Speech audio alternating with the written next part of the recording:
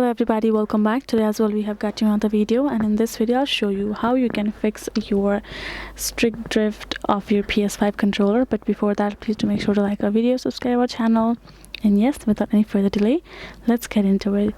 So the thing is, if you are getting those kind of problems, so there basically will be like really common problems, but you have to look out for that. So let's say if you turn it and you do seem like sometimes if your controller has like lots of dirt and dust in it, then that can cause sometimes the problems. All you have to do is first of all find a cleaner which is okay for all electronic devices to be cleaned with.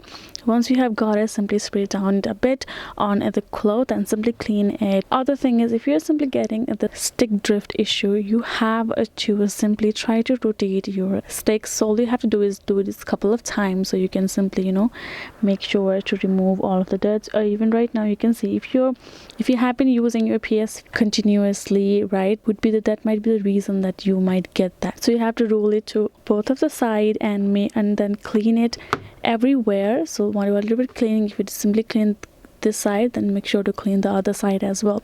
Now other thing that you can do is you can simply choose to blow into the spaces where you can see the dirt might get into the device.